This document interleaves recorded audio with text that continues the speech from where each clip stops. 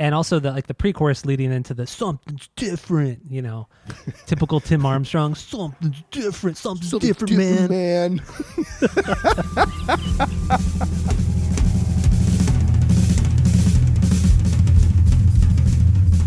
Welcome back to Asinine Radio, a weekly podcast where we talk about music, and, well, that's pretty much it. So, let's go!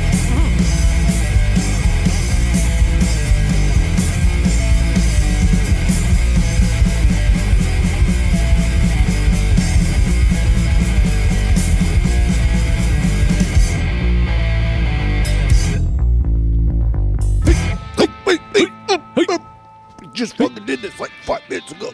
I know. This is Asinine Radio. This is the weekly music podcast where every week we get into a different album from a different artist or band. We break it down. We find out all the secrets, and we let you guys know. We let you guys in on all those secrets. So, my name is Tyler. Way out there, hundreds of miles away, is Jeff. Go to Apple Podcasts, rate, review, and subscribe to us on there. Follow us on social media at Asinine Radio. We have a Discord server if you want to join that. Let us know. We'll send you the link. We have a phone number you can call, leave a voicemail, send a text. Phone number is 503-893-5307. All right, Jeff, what album are we doing today?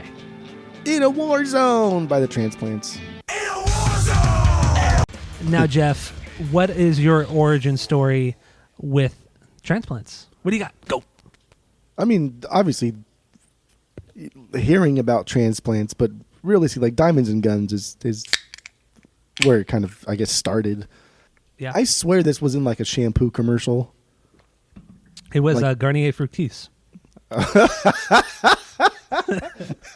was going to say Pantene Pro V, but that's just as stupid too. So, okay.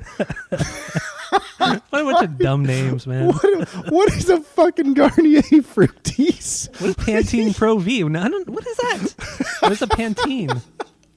I don't know. What That's terrible. Okay, so it wasn't a shampoo commercial. That's cool. That's pretty punk, I guess. I don't know why that's so funny that you immediately knew that it was Garnier Fructis. I remember seeing that commercial all the time. Oh God, that's so good. Yeah, that was. I mean, even then I thought it was stupid. Even in our, this was like right when we were in high school too. So this was sophomore year of our high school. 2, 3, 4, 5. Yeah, like right. Maybe we were in high school or just about to start high school. I don't know. No, we were in high school. Well, okay, maybe not. I don't know. We were. I know we were. I only did 3 years in high school because I was so smart. I skipped a grade. Oh, so okay. I was probably still in middle school. But even though we met, yeah. Well, stories don't line up. I've just never told you this, but that's fine. I just always thought it was dumb. And Diamonds and Guns, even still to this day, it's catchy and it's interesting, but it's pretty dumb. It's pretty pop. But again, like we talked about in the rankings, this was a group that nobody called for, and this was so cool because I've never been a big fan of Rancid.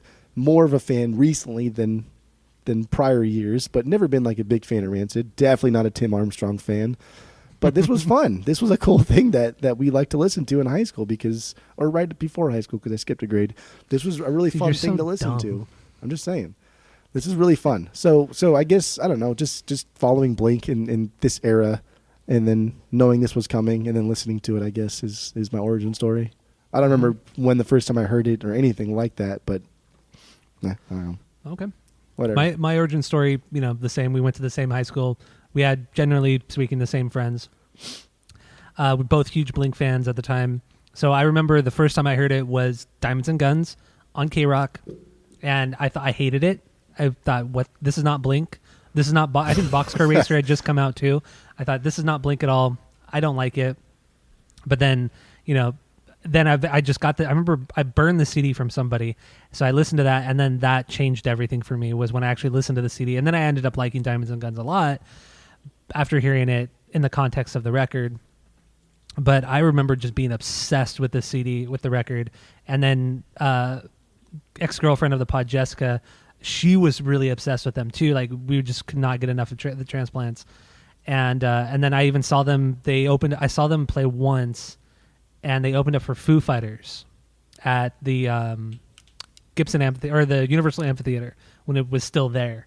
And that show was so cool. And that's when I got to when Dave Grohl ran up into the crowd, and he stood right next to me and was like shredding a guitar solo literally right next to me. And yeah, it was really cool. It was a really cool experience. But Transplants opened for them. So Did you ask Dave Grohl why the Foo Fighters music is so boring? I did ask him that. Yeah, he didn't give me an answer right then and there. But Okay. yeah, that's my origin story with Transplants. I was just super into them when this came out, and then, like I said in the rankings, when the second record came out, I bought that. I went to Best Buy, bought that CD. I fucking hated it. I listened to it maybe twice, and I just put it away, never to hear it again until recently. So, yeah, that's my origin story. So I've never been like into the Transplants really ever, and I think it's just because I don't like Tim Armstrong so much, and I just can't stand his cool guy voice. And yeah, you bought the Op Ivy record a month ago, 2 months ago, whenever that was. It was like a month ago.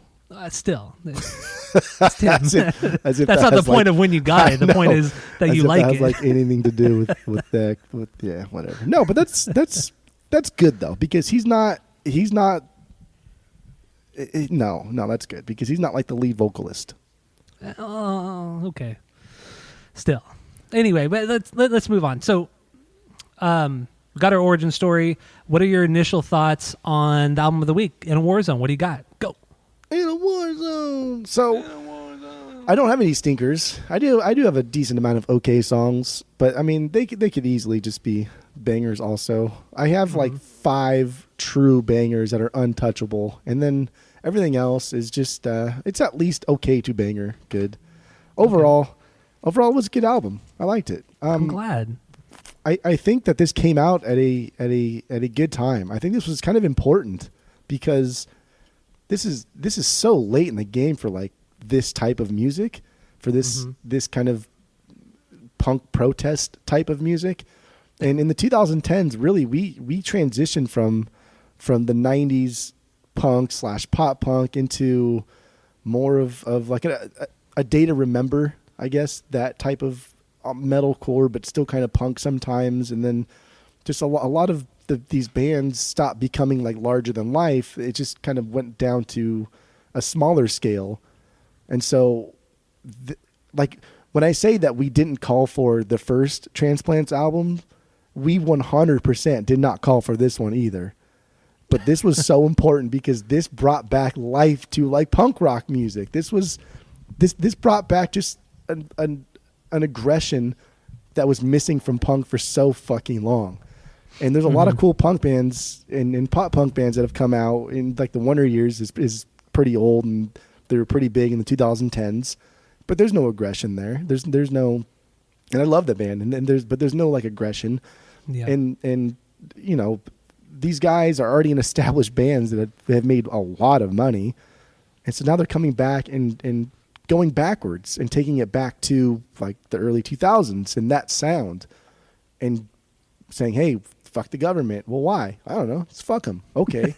And that's kind of what like In A Warzone is. It's just like, I don't need a fucking reason to hate the government. I just fucking hate them. Mm-hmm. And musically it shows too. That's much more hardcore punk than anything they had done. And that's just something that it's been gone in music or in punk music for so long, except in your way downscale of the DIY scene. But in the bigger bands, nobody's fucking the government just for no reason other than just to fuck the government. There's always a reason. Yeah. But these guys don't need a reason. They don't give a shit. I fucking hate them for no reason. And I just want to hate them. And that was what was refreshing about this. Mm-hmm. And it was fun. And the other thing that I thought was really great was like the sound quality, the production. I thought it sounded fantastic. It was so good. I thought a lot of the times. Oh, so good. I thought a lot of the times that because sometimes the guitar was so distorted, and when it would do like an intro, I said, okay, this is probably going to drown out everything else because it's Tim and he's going to be like, oh, I want to be in the front. And no, it was like the opposite. He would start off and it'd be loud, and then everybody else would come in, and then he'd almost disappear. And it was just, it was really cool how humble everybody was at letting the music kind of just be in the forefront rather than their egos be in the forefront, which like brings you back to Travis too. Like, how the fuck does this is one of the coolest things Travis has ever done. His drum performance on this is like damn near perfect. He is so good at being just a solid punk drummer. He does a lot of fills, but they're like tiny little fills, and they're not annoying fills like we heard on like Toy Page era, where it's just like, dude, what are you doing? Slow down, calm down. This is just a perfect drum performance by Travis. And he plays a lot of really cool electronic parts too, just sporadically throughout the record to complement more of the hip hop elements, which is really cool. It doesn't, his hip hop drumming or the electronic drumming doesn't saturate the entire mix or the entire sound, which is really cool. It's nice. It's a nice blend of it all. And I agree with you. The production on this record, the mix on this record, I think is top notch. His snare sound, like that, his snare sound is perfect. It's so good. And that's, as stupid as it sounds, drum tones on records over the last 10 years have just, to me at least, have just been sounded atrocious. It's almost like there's no much difference in sound between all the various drums in a drummer's kit now. Like all the toms generally sound the same. The snare even sounds closer to a tom than a snare. Like it doesn't, in more modern recordings, I don't know if you've noticed this, but it doesn't seem like there's a lot of crack when somebody hits a snare. It's very just kind of thrown in the front of the mix, and it's just too fucking loud. And just drumming in the last 10 years of just as on record has been terrible. That's for sure a shift in music, because that's why this record was so refreshing, is because, again, this is 2013. This is not like, if you listen to this, you would have thought, oh yeah, I listened to this in high school. This is like 2005. This is fucking 2013. This was not, punk music was not like this in 2013. It's still not like this today. And it's just a shift in music. And there's definitely an emphasis on lyrics, on kind of like complexity in instrumentation, and there's less of an emphasis on bass playing and drumming. And it's like, I agree with you too, that a lot of times the drums just sound like, you might as well just have a snare, the bass drum, and a hi-hat, because that's all you're gonna fucking hear. Yeah. And most of the times, most of that shit sounds blown out anyway. So there's no point. He's just there to keep time at best. And like, this album was just, even though I don't think it's like great structurally or anything like that, I just think it's almost like innovative, because it's like the past crashing through the walls of the future and saying, you guys are fucking up. Listen to this. And it was really good. And I'm with you, man. There's no reason why they should have made this record. It doesn't make any sense why they would have put this out at all. Like, why? Like, there's no way they could have thought this is going to be successful. This is going to chart. We're going to have singles. They made no videos for this record. There's one single, but it didn't chart at all. No videos, nothing. Like, there's no reason why they recorded this record. But it's awesome. I love that. I love the idea that they just made it just to have fun, when we all know Travis has zero fun. So it was probably just a lot of fun between Tim and Rob. And I double checked real quick, because I kind of wanted to see where they recorded it, whether or not it was at Travis's studio or Tim's studio. But I guess they recorded it, 2 studios in LA, one called the Opera Music Studio and the other one called the Boat, both in LA.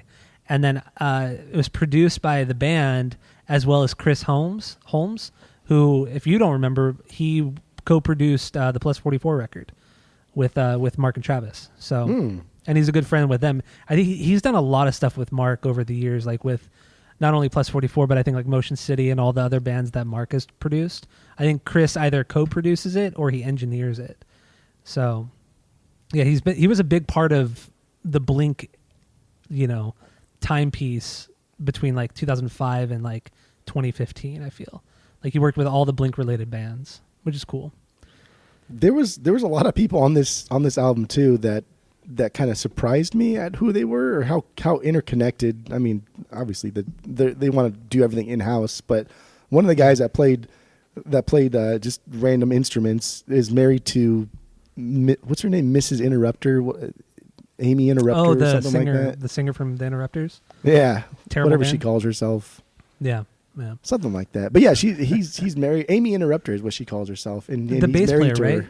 Yeah. He played keys and guitar and help production and stuff. But yeah, he played bass on this too, right? Yeah, he's married to her, and I thought that was kind of interesting. Yeah, kind of weird how Honestly, the Interrupters are only popular because of Tim Armstrong. That's the only reason why. And they're such a blatant ripoff of Rancid. It's insane. That to me, Rancid, they sound almost exactly like Rancid. I like the Interrupters. I do. They're fine. They're fine, but they're nothing. There's nothing that stands out about them. There's nothing unique about them. You know, no. Like it's fine. It's fine to rip somebody off, but don't just make it your own. Though, rip them up and make it your own. Yeah, they're fine. They're fine. Leave them alone. Get up. God damn, dude, get off her You brought ass it up all the time. You brought all it the up. time. But you started like riding her. Like you hate that girl. You hate her like I hate Tim. Well, yeah, maybe. but you have no right to hate Tim. I just find him very annoying. It's like his, and really, I don't even know him in any way. Or I've never really read any interviews where he's been like a dick or anything, and I've never heard anything about him being an overall dick to people. He always seems pretty nice and pretty outgoing and helpful. But Yeah. I can't stand how fucking low he plays the guitar, and I can't stand his voice. I think it's just stupid. And he has that big ass Gretsch guitar too. I hate those guitars. And he plays left-handed, so it looks even weirder. God, dude, he's so annoying. And he spins a lot too on stage. You ever notice that? He spins really fast. No, I would never watch him on stage. Leave. But yeah, man, like man. this is just cool. Coming out 2013 again. Like they had to have been just sitting around talking about music and just like, hey, so like, who are you listening to these days? And they probably just over and over kept bringing up bands that have already existed for the past 10 years. And then thought like, damn, how come we cannot name one new band that is fucking legit? And they're like, we should just remind the people what it's like to be like punk rockers, because this is good old fashioned punk rock, and like Dookie's just good old fashioned punk rock. That's just nothing hard to digest. It's right there. This is just good old fashioned punk rock, and I dig. Yeah.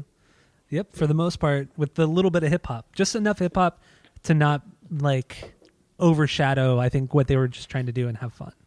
Yeah, and not even just like hip hop too. They got like Bun B to come in here, and Yeah, like I was UGK is just. I mean, we talk about like Outkast and stuff, where like Southern hip hop, if it's not Outkast, it's UGK. So Okay, that's what I was going to ask you about. I didn't know anything about him. Yeah, they're. So it was just two guys. One guy's dead now, Pimp C, but the other guy, Bun B, he's the one that was on this album, and it's just like these are not no namers in the hip hop community. Where, I mean, Paul Wall's fine, but. He's no UGK, and you know Paul Wall's kind of a dork. he is a dork. Paul Wall's a dork. Oh man. So should we? Because I do want to talk about something that's different. Do you want to get into that now, or do you want to get into In A Warzone? Well, we already played In A Warzone, so let's do that one, because this one is my 1B, baby. Oh, it is. This is my 2B. In A Warzone is my 2B. So, I mean, this is straight off the bat. This gets you pumped. This is like This is Romper Stomper Part 2. That's what this is. Exactly. It gets you going. I mean, Rob doesn't scream as much as he does in Romper Stomper, because his screams on that song are just intense. But this is faster, and they're both screaming. Like Tim doesn't really scream that much. Well, I don't even know if he's screaming in this. He's raspier than normal on this song. He probably just has his mic turned up really, really loud, and he's just aggressively talking. And when he said, because Rob does the first In A Warzone, and then Tim says it next, and it just sounds like sounds like an old man. I can't even try to copy Tim Armstrong singing. It's so weird, but it sounds so funny. This one is funny because I wrote like, this one just starts off with yelling the name of the song. It's silly. And then it's just, dude, everything is just so heavy and distorted. So nice. And then Travis, he can play simple punk stuffs. Yeah. And the most he churches it up here was just, he does some rolls every here and there. But again, it's nothing like online songs, that riff that he does in online songs where he like pauses. Yeah. You know what I mean? Yeah. Like that kind of stuff. Like that's just so complex for such a stupid, simple song. And he never does any of that stuff here. He stays true to the form, to the genre, to what we want from Travis. And In A Warzone, this is a perfect pump up song. And the It is. lyrics are so dumb, but I fucking love them. I love them. Civil war, civil arrest, civil disobedience, civil Civil arrest. at best. Come on. I think he says civil disobedience, civil at best.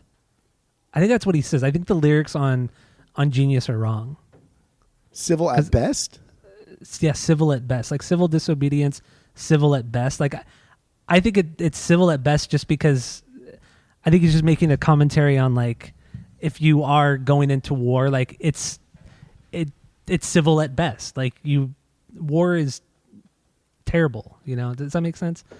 I don't know how I'm trying to explain this, but I mean, that would fit. It would rhyme better, I guess, with the rest. I thought aggress it fit because of like maybe it's he aggressive. does say it. I've just always heard at best, and when I saw this, I was very surprised. But then there are other lyrics throughout this album that I hear differently, so I don't know. And then a bunch of lyrics are missing. I noticed on Genius like half the record is missing. Yeah, So that was tough for me. it's like 'Cause I someone just actually had gave to up. listen.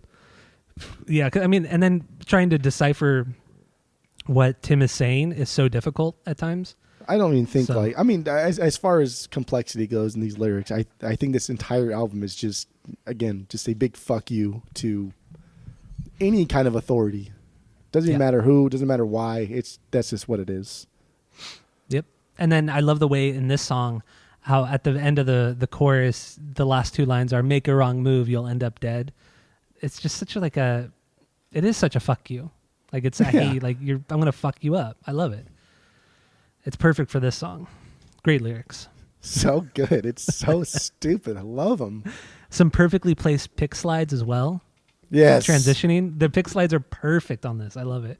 It's so pop punk, but so aggressive at the same time. It's great. And that's what makes this also so good. Is this is like this is like bringing together the punk community, the pop punk community, the punk rock communities. Anybody that likes distorted guitars playing faster, everybody's coming together. And then now we got like the metalcore community. Like I said, like A Day to Remember, that era of bands coming together, and pretty much anybody that played Warped Tour that was a new band after 2005, 2006, their first time playing Warped Tour, nobody sounded like this. It was all of that new guard of like the bands like Ghost. Remember Ghost? There was a band called Ghost. They were really dumb too. Ghost like the band with the masks. No, there was another band called Ghost. Was there really last another long. band called yeah, Ghost? It was just stupid. Oh, I don't remember that at all. Probably Like, better wait, we don't remember. But yeah, like nobody, like Warped Tour was the good. I don't know, a good way to gauge where music is at. Yeah. But like I said, any band that played Warped Tour for the first time after 2005 did not sound anything like this. Not at all. No, it was either emo or metalcore. That's all it was. But again, you're right. Like emo or metalcore, it was focused on so many different things that were kind of getting away from, because they shared the same root. They shared the same root in like punk music. Yeah, And they're diverging from that, but they're missing like the main component of the punk music is just keep it simple. Sometimes just keep it dumb simple. it down. It doesn't have to be so complex. Like the emo kids, you don't have to do all this crazy cordage and sing about how horrible your life is. And it's honestly same with metalcore too. All their stupid little riffs that they do and how horrible their life is. But then incorporating like electronics in their drum tones, and it's like, dude, just tone Just it relax. down. Because most of it is not that great too. Like all that experimentation, they're not very good at doing it. So just play it simple. Like you're gonna get the message across the same way, and probably just do it better in the end. And in a war zone, it's a perfect, because they're in a war zone politically, musically. They're trying to show everybody, hey, we're all in this together. We're all in the same community. Relax. That's like the overall message of this album is not anymore fuck the government. It's just relax. Yeah, it's true. It's really good. I think the lyrics on this one are much better than the lyrics on the self-titled as well, because we did that so recently. I feel like the lyrics are much better on this one because they're more of a fuck you, but they're not as like cocky. Because I remember the self-titled was very much like hyping themselves up and seeing how much better they are than everybody else. But this is like the complete opposite of that. Yeah. Which is great. Yeah. Lyrics are much better. But all right, so In A Warzone, do we got anything else on this song? That's it. That's it. All right, so my 1B is this. I don't know if this will surprise you or not, but it's Something's Different, the hip hop one. Okay. This song. So the first time I ever listened to this record was I downloaded it illegally. I'll say it right now, I downloaded it illegally because I was so disappointed by Haunted Cities back in the day. So I did it. I put it on my iPod because this is before Spotify. So I put it on my iPod and I went to the gym just to throw it on, just kind of have it as background while I'm working out. And I remember I jumped on the treadmill and that In A Warzone came on, and I couldn't believe it. I thought I downloaded the wrong record at first. And then I remember getting to Something's Different, and just the feeling I got from listening to that, I couldn't believe that how weird this song sounds. It's so unique. And once you get in that second verse with, I think it's Bun B, the second verse, I loved his voice. And that's why I was asking you if you knew anything about UGK, because I've always thought about, I want to go listen to his other, like what he's done outside of the band, but then I always forget about it until now. And now I really want to check out UGK because I absolutely loved his verse on this song. It's the best to me. It's the best part of the whole record is his verse. Where does this sit on your banger list? This is one of those okay songs, but it was a good okay, so it could have been a banger. Oof. So what did you think about the rapping part of it? So I like the hip hop. I like that influence in there. I get it. I just don't. The instrumentals just didn't quite match the feeling for me. I just didn't. I thought they're a little too disjointed, and that's the only reason why, really, because it was a cool song. It did remind me of like Diamonds and Guns production wise, or even better, like that. You ever hear that song "Heaven Is a Half Pipe" song by Opium? Oh God, I forgot about that song. That song is terrible. Oh, it's awful. But that's what this song kind of reminded me of. Just that type of kind of goofiness. But like we're trying to be just laid back and cool, but it came off really bad. That's what it reminded me of. But it was a lot better than that. But yeah, I just thought like the hip hop part of it was the best part for sure. It just didn't quite match the instrumentals, and it wasn't quite there. And knowing like UGK and how influential and great they were, tough shoes to fill. Yeah. Okay. All right.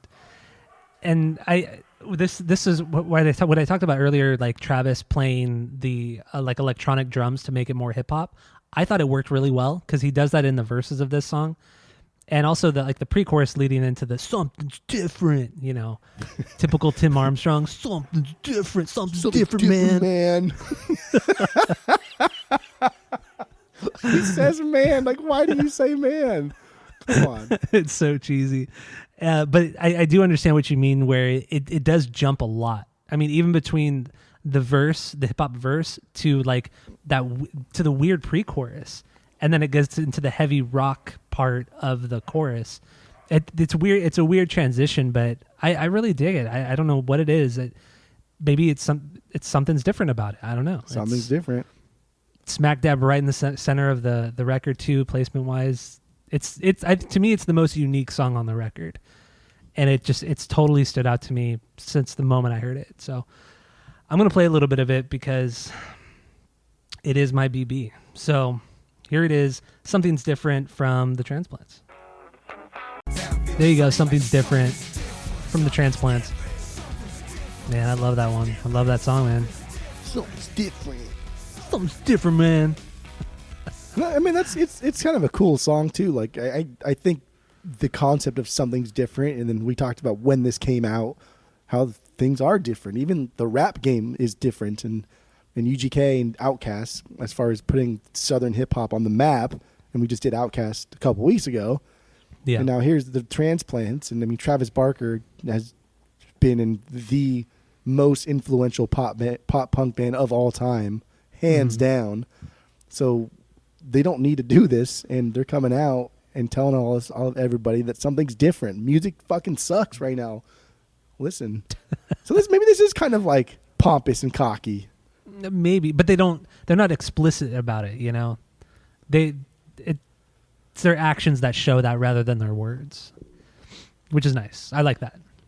Something's different, man. Something's different, man. So going to UGK real quick too. Where do you? I mean, you're obviously more familiar with them than I am. Where do you think I should start, if you even know? Honestly, I've never listened to UGK outside of whatever had the front and back side to side song on. Whatever album that was probably like, I don't know. I really have not listened to a lot of UGK. I just know that they were well before Outkast, like early 90s. And if it wasn't Outkast or like Ghetto Boys, UGK was like the quintessential Southern hip hop group. Okay. Yeah, I'm definitely going to give him a listen because dude, that verse, it gets me every time. And I don't know why I've never gone and tried to listen to more. It's great. Yeah, so okay. You really don't like that part, do you? Maybe it's just UGK. Maybe that's why I never got into them. Because even that song, the front and back, side to side song, it's okay. It's fine. Okay, all right. You would know the song if you heard it. Probably. I just don't know that. It's like the AO song, or not the AO. What's the Ayer. Yeah, that's like that song. I never knew that was an Outkast song until we did that fucking record. So never good. knew that was them. Song's not that great. Oh shit! All right, okay. So what's your 2B? What is my 2B? Are you deleting your notes? No, I'm doing them. I'm doing notes. them in red. I'm doing them in good. red. Okay, good. Because you yelled at me last week. I did. Yeah. Completely detach. Okay. That's my 2B. Because I That's think surprising. This is just good punk rock. That's it. Wow, you Travis, really? I thought you were gonna go for more the hip hop on this record. I don't know. The hip hop is fine. I think all of my stuff, all the hip hop stuff. I don't think any of it's like a true B. Okay. Anything with the hip hop elements is like a true B. No. So completely detaches my 12B. Yeah, that's your least favorite song. It's my least favorite song, but it's still a banger. I think every song is a banger on this record. Oh God. Yeah, I don't do that often, but it is the biggest banger. I thought Travis did a great job. Again, minimal flair. Everything matched perfectly. And it was just a no frills, no BS, good punk rock song. It is. It really is. And the chorus is super catchy too. Completely detach, sever the arms, sever the legs, or something like that, right? It's I can't very even remember now. It's very like black. Some of the choruses are very Black Flag sounding too. Just the way they yell, like Rise Above, or like Completely Detach, or In A Warzone even. It's very It's very kind of like throwing it back to the old school punk days. Kind of like the big gang vocals, but without the actual background vocals. Yeah, Like where the singer can actually do the gang style vocals by himself, which is impressive. It's good. Rollins did it well. So this is a great song. Should we play a little bit of it and get more into it? What do you want to do? Yeah, we can. Okay, play it. Okay. You hate it, but that's fine. I love the song. Well. So here's a Completely Detach from the Transplants. There you go, Completely Detach from the Transplants. So good. Those that guitar tone is so full sounding. This album is mixed so well, and dude, like we already talked about, the production, the mix, it complements to the Transplants and Chris Holmes. I guess Chris Holmes also mixed the record, so he co-produced it and mixed it, engineered it as well. So he was a big part of this album, and they fucking killed it. This is a great song, and that bridge is so cool too, because Travis kind of goes off, but it's mainly just him going off on the snare, just playing this really just going for it. I don't even know what to call it. And then just the back and forth lines between Tim and Rob, just screaming. They're pretty much just like screaming at each other. It just sounds so cool. And then Travis does that cool fill back into the chorus to finish out the song. And it's a killer punk song. That's like the only fill that he really does on the song, is just that one little thing. Otherwise, if he does anything close to it, it's really just a roll into the next part, into the verse, into the chorus. It's not like a fill. It's just a transition. Yeah. And Travis, dude, I really like Travis's drumming on this album. I could not believe it. I know. Could not believe it. It's really fucking good. How many times prior to this week had you listened to this record? I think just maybe twice, honestly. Maybe I think okay. once when we did it, and then another time when you bought it and then I opened it, or I bought it for you at Grace and then I opened it and listened to it. Oh yeah, that's right. Yeah, because I actually have the vinyl on this one. Yeah. And I would have kept it, but Grace always had copies of it, so I never worried about it. Now they don't. No, I've not seen Transplants since you bought it, or since I bought it for you that day. Yeah, you got this one for me, and you got the self-titled one for me as well. Yeah, it's annoying. Never seen them again. It was the early days of our collecting. That's what it is. I know. It happens. It happens. Lyrically, what do you have on this one? See, like now I'm thinking this whole thing is a flex on music in general. Mhm. Because now when they're talking about completely detach and sever the head, that's kind of like cut out the big man and then all the little men will follow type of thing. Okay. And so on the surface it seems like they're still fucking the government, but maybe they're talking about music, and maybe they're talking about let's get rid of like the big names in music in the 2010s, and then we'll stop having these shitty bands that are not good, like the ones I've already said, but I like those bands. I'm not going to say their names when I say shitty music, but maybe we won't have like the metalcore stuff that's really bad if we get rid of whoever the big name was in bad music in 2013. I didn't think of it that way, but I mean, after this discussion, I'm kind of leaning toward agreeing with you on that. Because Very well could have been that. There's no reason for this fucking album other than they were just pissed off that the music sucks in the scene at this time. Yeah, you're right. Maybe And they every just wanted to song have on fun. here is that, like, because all my notes essentially have to deal with fucking the government or some type of authority. But maybe now it's I'm going to try and translate them as we go into fucking music, the scene in general. And that makes sense. I mean, I'm going through my notes too, and I think it could be taken either. I think at face value, they're talking more about the government and being just the punk attitude towards the government. But now that you mentioned the music thing, it could very well be both. I like that. I like that a lot. Oof. That's good. That's really good. Oh man! All right. Do we have Breaking anything walls here, else baby. on Completely Detached? Mm-mm. Okay, so nothing else on Completely Detached. What is your What that was your 2B. So what's your 3B? Because my 2B was In A Warzone. See it to believe it. Gotta see it to believe it. Good pop punk, baby. Stupid Timmy's voice. This though. is my 3B as well. It's just It's just so good good. goof. It's good goof. It is. It's good. It's good goof. It's good goof. Travis just doing normal drum stuff. I think the guitar part in the chorus is really cool. It's got this like cool wailing sound to it. I don't know what to compare it to. It's almost annoying, but it's just the right amount of like wail. Wait, the guitar you said? Yeah, there's a guitar part in the chorus, just like the way it sounds. Oh, I know what you're talking about. Yeah, I know exactly what you're talking about. I don't know how to like or what to compare it to, but it's really cool. I like it. It is. I will say too, the way this song, after coming off of In A Warzone, which is just so aggressive and fast, the guitar tone on this particular song is very subdued. It's very different, but it's still like just as fast. But maybe because it's like all downstrokes, it's like dun-dun-dun. It just starts off just very simple and basic, and I don't know. It's so different from the first song. Yeah, I mean, It's good though. In A Warzone is just an anthem, kind of. It's like it's like a weird ballad, punk rock style or something. It's just it's so different. And the call and answer kind of thing going on in the choruses too. Gotta see it to believe it. It's good though. It sounds so good. It's just as catchy as the chorus, which is very catchy too. You know, this will be the death of us all. One world, one. Wait. One world, one bomb. Yeah, One. it's he's one phone call. one phone call. Yeah. This will be the end of the line. No life, no chance, no more time. He has this cool way of like on this entire record. He has a really good melody. Or he's really good at doing the melodies on this record, which you never saw on the first two records, especially the first one. No. Like Rob kind of kills it on this one vocally.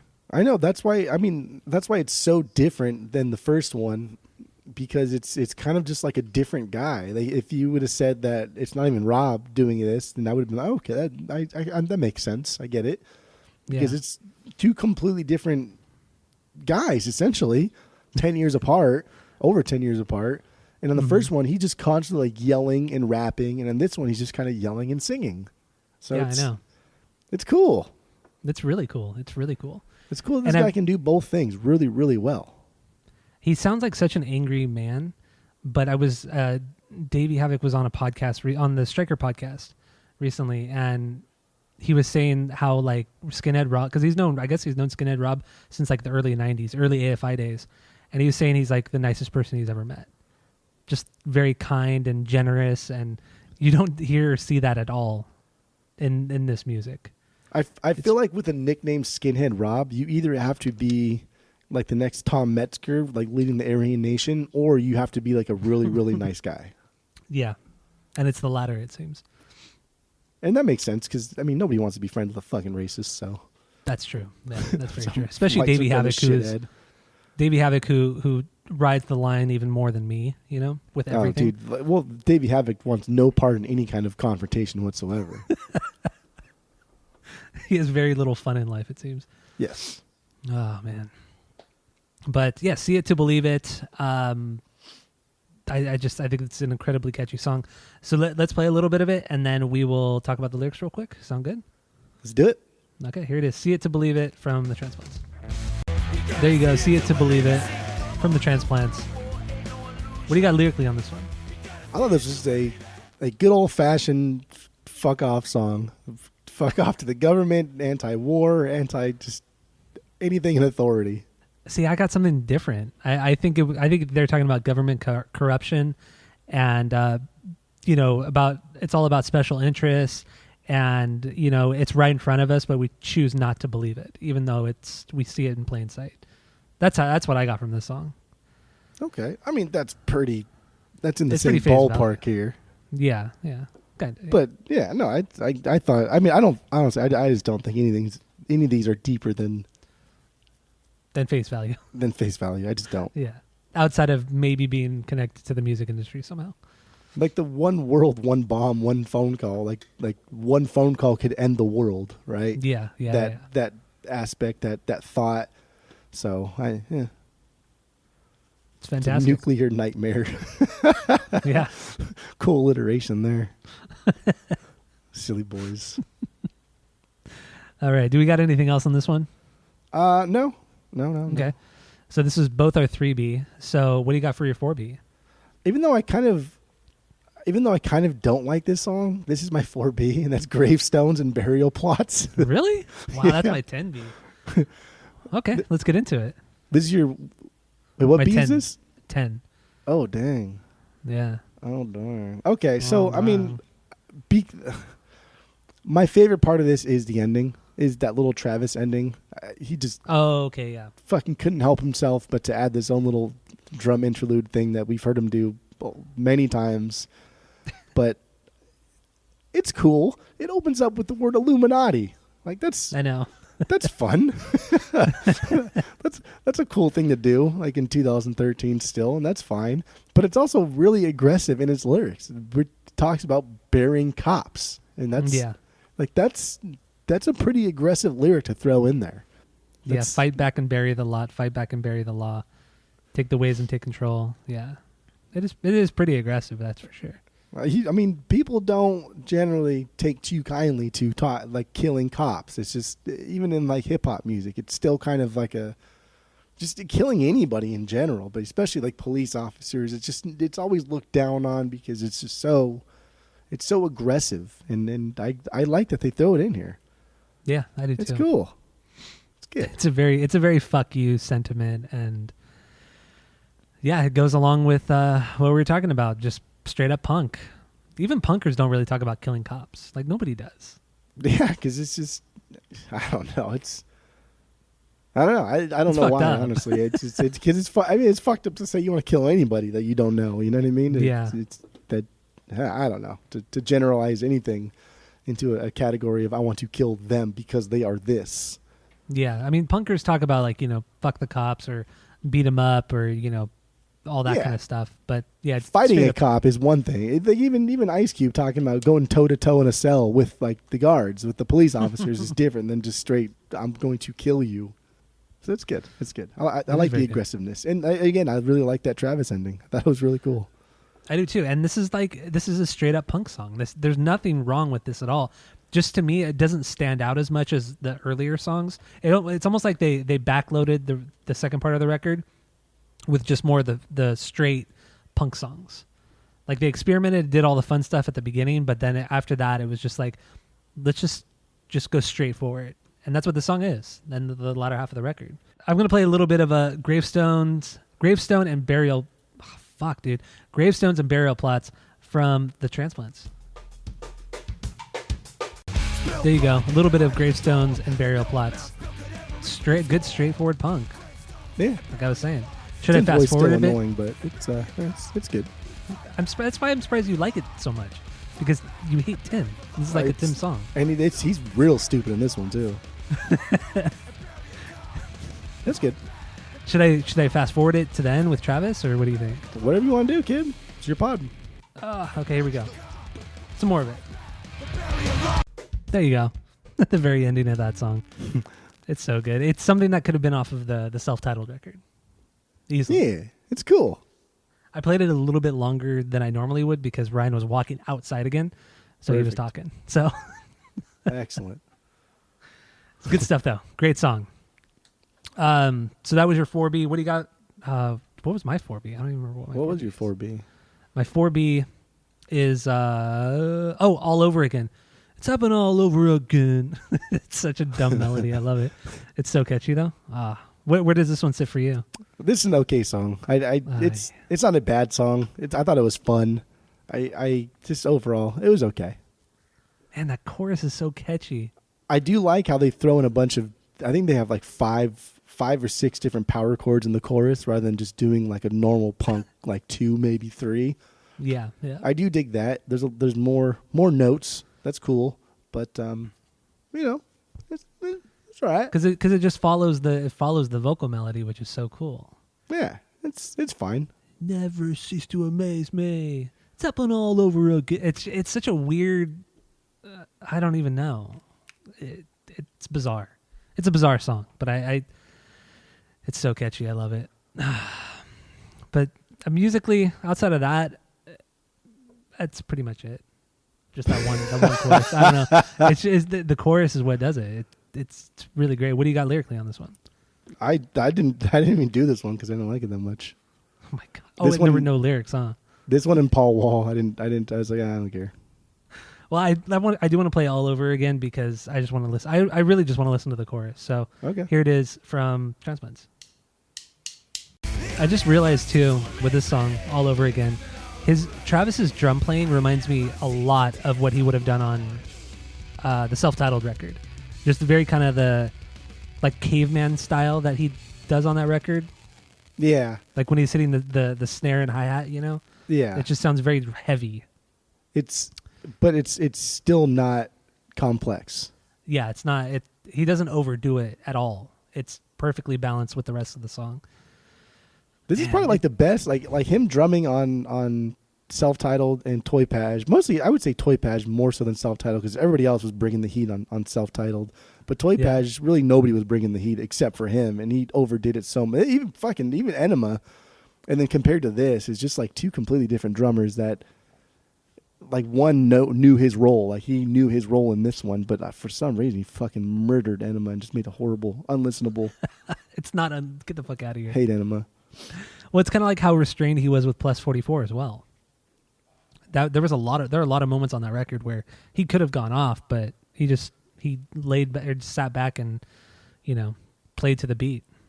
Yeah, like Played to the song, chapter I should say. 13 for sure. That was Man, I love his performance on that one. subdued, but just a little flair at points. But overall, Even yeah. like the most flary song, the when your heart stops beating, even that is subdued compared to what he was doing on the last 3 Blink. yeah, That's a great record. Too bad we already did it on the pod.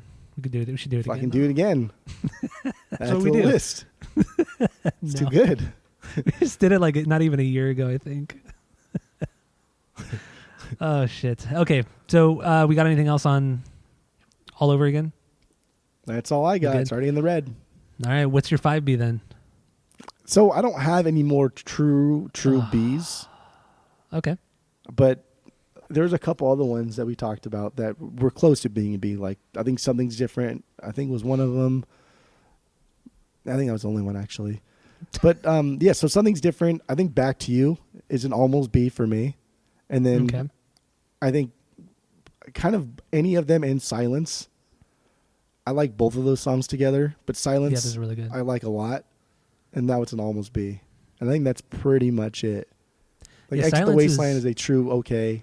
The Paul Wall song, It's a Problem, a true okay song. And then so Come then, Around. Come Around's your least favorite? Come Around's for sure my least favorite because that intro was just goofy. Like it's just stupid. It's that acoustic guitar intro. It's too dropkick sounding without like the catchiness. And Tim's voice is the worst on this song. It is I was awful. very curious about that because Fucking awful. Come Around is my 5B. But I knew you would hate Tim's voice in this because it is kind of annoying. It's Come so around. awful. Wait. I can't even try to mimic Don't him. because it's awful. But that's it, dude. That intro. Why have an acoustic guitar in here? Why are you doing I know, this? I know. Why? Well, I mean, Back to You has an acoustic guitar too that Rob sings over. Yeah, but that song drops in heavy. It does. No, you're right. It does. It does. Come Around's another, like Come Around and Something Different are the two standout songs, definitely. But And Back to You, that song is loud. That song is fucking really loud. It's really bombastic. It made me think like, dude, if I had this like cranked up, this would blow my speakers out because it sounds like they're blowing their speakers out when they recorded it, and it's really yeah, cool. it is. It is very fucking loud. I get what you mean on that one. And then also, the song Silence, you brought that one up, which is my 7B. It might be outside of In A Warzone, it might be the most hardcore punk song on the record. And that breakdown where it's just the bass and drums right there, that is such a cool breakdown. It's probably like 15 seconds, but it's not complicated at all. It's just, it gets you pumped up. It's Before a very dropping back heavy into the song. chorus. It's really cool. Yeah, I love that song. Yeah, I Silence was good. What's that instrument called that you hear it first in any of them and then you hear it again in Silence? And we've said it before. And I think it's something to do with like a jawbone of a donkey or something. And Oh, what? I can't Wait, did remember they what the use fucking that? name of the instrument was. I can't remember the name either, but I know exactly what you're talking about. But can't think of it where in the song that's played. The donkey. I'm trying to look it up real quick. Jawbone of a donkey jawbone. instrument. Stupid. Because that's how it started. It started like as a jawbone of a donkey, and then it did progress into a quijada. That's what the name is called. The quijada was the jawbone of a donkey. It has that like I'm trying to remember. like a rattle kind of like a Oh wait, I know almost what like you're a talking twisting. about. Yeah. something. I know exactly what you're talking about now, I don't and know I how can to fucking place it. describe it. Like why don't? It's definitely a very, very weird sound. I don't know. I know But exactly it was what cool you're because talking it was in any of them, and it was in Silence like right after, and I was like, oh, that's kind of cool. Like they're incorporating other percussive elements, and that's fun. I like Yeah, it's that. always nice. Yeah. Good job. And then in any of them, there's a little double part time at the end. I thought that was really cool. Mm-hmm. And I also notice in any of them and Silence are the two songs where the bass is really good. Like any of them has that. It's kind of squirrely sounding throughout pretty much the entire song, and he's just kind of all over the place, but still keeping it, in beat and in groove and everything like that. But I don't know. The bass playing is really good on these two songs. It's great. It's awesome. It's so good. Good stuffs. And do you like Yes. it? So the Paul Wall song, It's a Problem. Where does that It's a Problem. land on your? That's my 9B. Okay. Yeah, it's a great song, but the only reason it's where it sits is because the last three songs are just like straight punk songs. We kind of went through everything, right? Yeah. And then we might as well just bring it up because it was the song that came out when they reunited right before this record, and that's the song Saturday Night. Do you remember that song No. with Slash? Slash was on it. I remember what. I don't know what song that was though. Yeah, it was really bad. It Okay. was terrible. And I remember because that's what came out like a year before this record as their comeback single, and I remember hearing it and thinking, shit, dude, this new Transplants album is going to be terrible. Like if it sounds anything like this, it's going to be awful, because the song was terrible. And I think it was on either Travis's solo. No, it was on Travis's solo record, and it might have been on the EP, the covers EP as well for some reason. But it was definitely on Travis's solo record. the fucking drummer, all of his albums have give a drummer some with the drummer in it. Yeah. Dummy. There's some good songs on there though. Like the Tech Nine one is really good. The Busta Rhymes one's good. Well, he has enough fucking people guest starring on there. There's bound to be some good songs. My God. Even the Corey Taylor one's not bad. Fucking guy knows like everybody. I know, right? What an asshole. Yeah. All right, so let's give our final thoughts, and then let's rank the record, or rate the record with our world famous rating system, where 3 is a perfect album, 2 is a good album you're going to continue to listen to, 1 is a bad album but give it a shot, and 0 is just the worst thing you ever heard. So what do you got, Jeff? Go. So this album's not breaking any crazy walls or setting any records here, but I don't think that's what his intention was. I think his intention was to remind people that punk rock can still be loud, it can still be aggressive, it can still just be fun. And I love that it came out at a time when punk rock was kind of dead, except for the bands that have been doing it for 20 years. And that's cool. And this is 2013. These guys are very successful in their side projects and everything they got going on. They're very busy too. They did not need to do this. There's no call for this whatsoever. This is strictly because something probably annoyed them. And that's all I hear from this. Is just them being annoyed with something. And the more we talked about it, the more I think they're just annoyed with music. Music just not being fun anymore and getting... But then Travis does a lot of stupid music too, so I don't know. Yeah, who knows? I don't know anymore because he did a lot of dumb shit. So but this is just before all of that. That's before true. he really started to do the bad stuff. His solo album, the drummer shit, came out before this. Did it? Oh, yeah, it did. You're right. It did. So I don't know. Travis is an enigma. I don't understand that guy. I don't want to understand him either. But no, this is cool. I respect it for what it is. And at best, I think it's just a reminder that music can be fun in a time when everything was so goddamn serious. At worst, it's just a mediocre Transplants album, but I think it falls somewhere in between. But even like mediocre, they only have 3 albums, so mediocre. This is just not a bad one, and it's not their self-titled. But I would buy this because I think it's overall fun enough, and I had a good time talking about it, and I think it is important to remind the kids that music can still be fun. Mm-hmm. So I do 2.25. I'll do 2.25. Oh, that's much higher than I was thinking. Yeah. Wow, No, this is definitely above a 2 because I will go back to this, and I will go back to it in its entirety. There were no stinkers here, and I wouldn't skip any songs, even though the Paul Wall song made me laugh. I giggled. It was very Linkin Park sounding too. I don't know. It was weird. I don't hear Linkin Park sound in that. It was just goofy. Even the song before it too, like the way they rapped on it sounded like what's the dude from Linkin Park? Mike Shinoda. Yeah, it sounded like Mike Shinoda. It reminded me of Mike Shinoda. It reminded me of him. Okay. But yeah, 2.25. I'll go back to this. It was just fun. I'd buy it on vinyl. I actually did buy it on vinyl, and then and then let it slip through my fingers. It happens. It's happened to the best of us. I even had it on vinyl, listened to it on vinyl, liked it on vinyl, and then gave it away. Yeah. That's a foolish thing to do. That is a very foolish thing to do. Fool me once, can't fool me again though. All right, my final thoughts on In A Warzone. I like this record the moment it came out, or the moment I heard it. Completely exceeded my expectations of the band at the time, and it's a absolutely great listen through front to back. You don't really want to turn it off. You don't want to change the song or anything like that. It's only 30 minutes long. It's 30 minutes and 9 seconds long. It's very short. It's sweet, to the point. I love that about it. It's straight up punk for the most. I mean, not for the most part. It's a punk record, but something different, man. That song really, man. That is quite a. I don't even know what to even call it. It's just so different from anything else on the record. I love it, and I don't know. We've pretty much talked about everything else. Oh, the artwork we didn't really touch upon, but it's somebody named Mark Machado. He's like a famous graffiti artist and stuff. So shout out to that. Had to throw that in there real quick. But yeah, I'm not going to give this a perfect 3. It's not a perfect album. So, with that, it's a 2.75 for me. It's almost there. It's almost there. I think I like this record as much as I like the self-titled.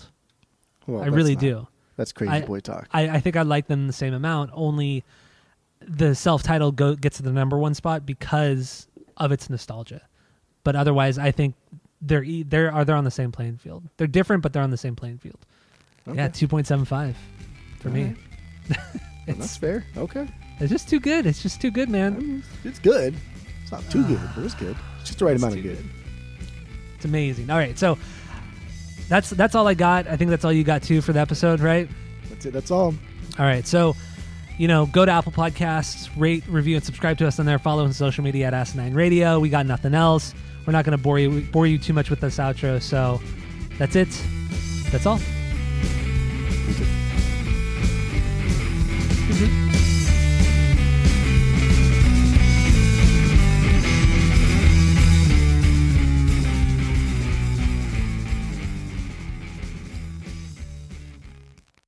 I'm like Morpheus. Like you can start calling me Morpheus. All I do is show you the door. You got to walk through it. That's all I do. I would never ever call you that. What a dumb name too. No, it's not. It's so cool. And also the pre-chorus leading into the something's different. Typical Tim Armstrong. Something's different. Something's different, man.